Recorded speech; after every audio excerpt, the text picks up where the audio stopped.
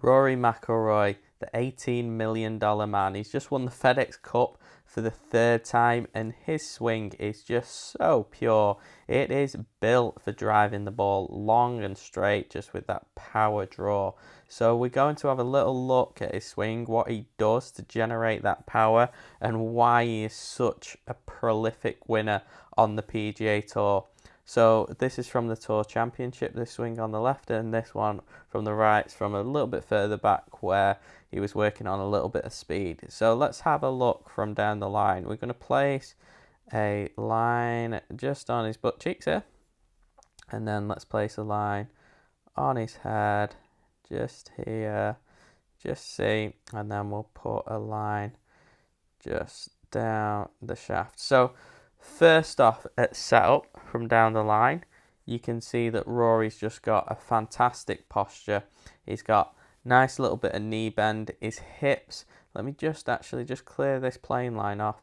What I really like to see is that belt buckle pointing down towards the ball. You'll see a lot of players who don't have the flexibility in the hamstrings.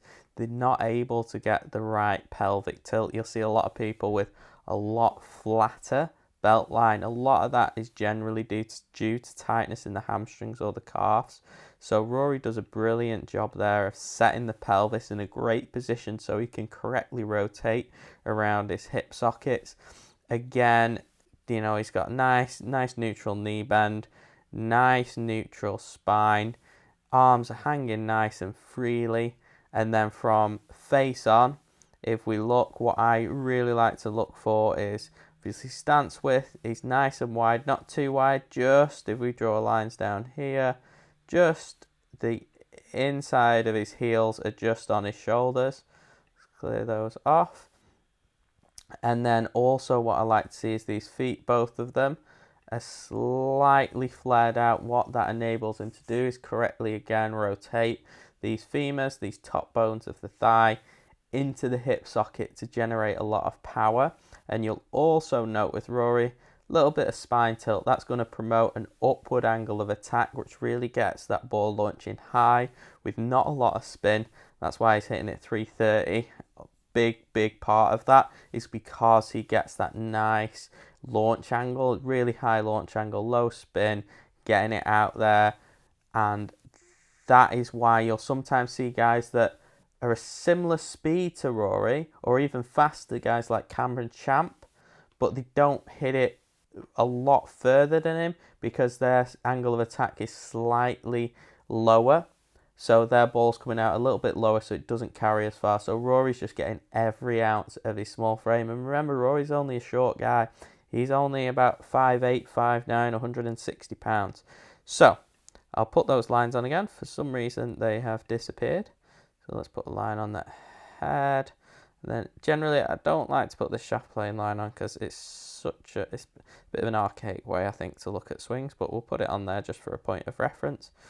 And what I want to show you is this little trigger move that Rory uses. Let's just take that plane line off, actually. So what you're going to notice, just have a look at this lead hip here. This lead hip, what Rory does is he pushes this lead hip back. It's only subtle. You might not have been able to see this, but that hip, just slightly. Can you see that? Look at that knee. Just watch this knee. I'll rewind the frame. Watch this knee. This knee just comes back a little bit. Now, what can you see that? You can probably see from this angle, the back of the kneecap just coming out there. Wonder if you can see it from face on. You can't really see it.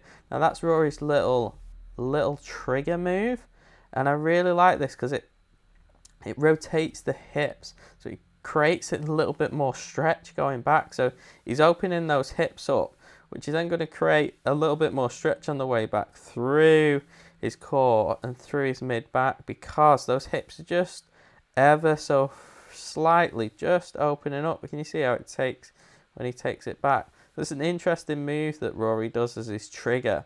Something like Gary Player used to really knock in that lead knee, but for Rory, that's his little setup or takeaway key, and I really like it for creating speed and power. So I'm not going to put that plane line on, actually. Actually, let's get rid of that that arrow. So Rory's tendency is to get these hands, should I say, too far out. So let's see how he's doing. So let's take this club back, just back. So really nice position for Rory. I know the club's a little bit blurry, but Rory's tendency when he gets a little bit off is to take those hands a little bit too far out at takeaway. As you can see here, they're perfectly on that line. The club shaft is outside his hands. The club head is in front of his body. Rory's problem is when that club gets a little bit too far behind him, he gets into all sorts of bother, especially with that speed. So nicely in front of him, those hands are in a nice position. You can see that right butt cheek has moved back. So he is rotating into that lead hip. We'll look from down the line again. This is an older swing. Let me just put a little line on here. You'll notice Rory does have a little bit of a bump as well. Look at that. Now, I know a lot of people have been getting away from this sort of slide, they'd say. I mean, it's only probably moving a couple of centimetres, but this is a really powerful move. Look, getting into that trail hip, it's a big, big power move. A lot of people don't like to see that hip ever hitting that line. I like it, especially for Rory. He's getting every ounce of power out of his little frame. So look, he's probably about an inch. He's getting into that side, and as you'll see as well, really nice width. He talks a lot about feeling a stretch on his left lat. You'll see that here. Look at that width there, really nice.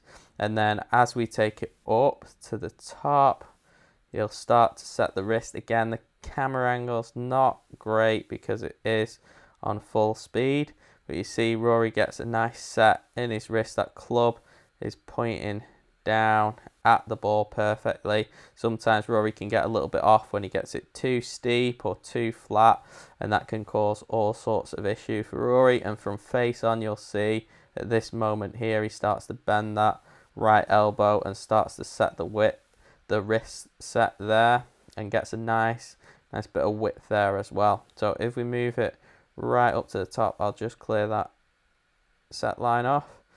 So you'll start to see Rory moves a little bit closer to the ball. So his hips have, see a lot of people talking about early extension, which is when the hips move towards the ball. You'll see, can't tell you because it's not on 3D, but I'd say he's probably moved half an inch to an inch closer to the ball. You can see that with the peak of his cap moving closer to the ball. He's just coming off that red line. And you can't see it on face on. You can just see how much power he's got there. But it's got a real bad rep, early extension, which it does create some issues. But if you match it up, it's fine. You look at the best player to have ever played the game, arguably, Jack Nicklaus. He early extended. You're not taking away his 18 majors. So it's one of those. You'll see really in the downswing, Rory does start to move a little bit closer as well normally. We'll see if he still does that on this swing. But if we just take a couple more lines off here, you'll see at the top of his swing, he's got a little bit of cup in this lead wrist, which is unusual for a lot of tour players now. They seem to be going to that bowed position. And then the club face is just perfectly square to his wrist there. Lovely top of the backswing. Now, because we focus so much as golf coaches on stills, i.e. we're looking at positions rather than the athletic movement, we tend to miss. We just look at this position and go, look at that position. But what I want you to take notice of, look how Rory, as he's still moving back, these hips, this knee, watch this lead knee, really starts to transition in the downswing. Watch, watch, watch. It's moving now. And the club's still moving back. What's that's creating is a real stretch through this lead scapula or shoulder blade, stretch through all these abdominals, just everywhere. He's creating all these micro stretches. He's going to end up stretching the hands as well and the wrist, and that creates a lot of power. This is where the power move comes from. Rory's moving his lower body as that club is still going back. That's the power move. It's something that you don't see if you focus on stills, but all that is creating that lag here because he's transitioning this lower body so well. So if we look down the line, we're going to see, I think, I've not looked at this swing, I think we're going to see a little bit of early extension, which Rory does usually. Let's see if he does that. Yep, so it's only marginal, but you're going to see this right knee, really drive in. Look how much height is lost. Look at that red line. Look at that drive. That's from that face-on view. That's what's creating the speed. Now, look, it's early extending quite a lot, but that gets the club head behind the body, and that's what enables him to hit up on the ball and hit those nice high draws. Now, another thing that I want to take notice of is this arm, this left arm here. Now, what he's doing is he's moving this rib cage into this left arm. That creates that stretch on that shoulder blade, which is tremendously powerful. So powerful. He's also pushing hard into this big toe of the lead foot. And you can see that by how much he's moving down in the swing. What he's going to then do is he's going to really jump up and push that foot hard into the ground. He's pushing this way. He's using the ground. He's pushing that way, which is going to enable him to open up his hips. So I'll just clear those lines off. So just get back to full screen there. So he's pushing into that lead foot, that way where the arrow is, and that is going to enable him to really rotate his hips open. So you can see there, watch this little jump upwards. There we go. Can't really see the shaft there just because it's so blurry, but it's in a great delivery position. He starts to back up with his head now, and this is where the whip comes. This is where the speed comes. He's going to open up his obliques, open up his chest, and Rory really gets nice and open. Look how open his shoulders are there. The clubs come in. I'd probably say Rory usually a little bit in to out, i.e. that club's moving this way, which on it with his upward angle of attack is perfect for that D plane if anyone wants to look into that. Open, and like I say, everybody gives this early extension a bad rap. Rory's moved, I'd love to see that on 3D. I bet you he's moved a couple of inches closer to the ball, but he's still smacking it 330. One of the pound for pound, definitely the longest hitter, definitely on tour. And then you'll see, look, he just starts to, that trail leg snaps as he's jumping up. Can you see? Jump, we'll try and get it from face on. A little bit of a jump. Can you see that?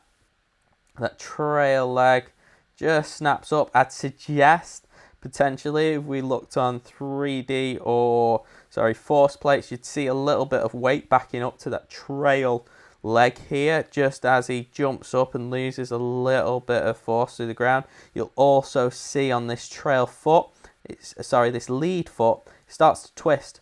Now if we look, watch, spins out. Now most of his weight is through the toe. That's why he's spinning out and he can keep that lead foot nice and flat on the ground. That's why he early extends as well, because most of that weight is into the big toe. Really powerful move. He keeps it nice and flat on the ground. That's unusual for a lot of guys. You'll see a lot of guys on the heel, but a lot of guys don't early extend on tour. That's why Rory is able to keep that foot nice and flat on the ground, and he also spins it out. You won't see a lot of guys on tour doing that move. They'll keep it maybe a little bit more stationary or roll. Think of like Adam Scott or Justin Rose. Justin Rose is the extreme example. They'll really roll onto that lead foot. Rory doesn't do that because of the weight, most of the weight going into the lead toe, this part here, this part of the swing here, and he just keeps it there. That's why he early extends and then just rotates it around. And then just look at, he's just got such a free release. Those hands are out to the right, that path out to the right. You can see the ball just taking off like a rocket. It's a great swing for driving. Arguably not the best for wedge play, and that's probably why he struggles. But Rory back in 2010 or 2011 when he won the US Open, all the players were calling him BMW because he was an ultimate driving machine apparently, which you can see why he just launches it up in the air. Nice free release. And what I love about Rory's swing, 185 miles an hour ball speed, and he's holding that finish. Just a great swing. You can learn a lot from Rory, especially that early extension, how much it gets a bad rap. But it also, I'd say, explains why he's a little bit inconsistent, because he does sometimes push that butt too far forward, gets the club behind him, and then can hit blocks and hooks. But when he's on, what a great swing. Just look at that. Look at that free-flowing motion. Just a great swing. That's why he's won the FedEx Cup 3 times. He's got lifetime membership to the tour with 20 odd wins alongside 4 majors. I'm sure he's going to win a lot more. And it wouldn't surprise me as well if Rory gets a little bit faster with the way technology's going. But overall, great swing, great player. And if you like me, I'm sure you just love watching Rory when he's in full flow.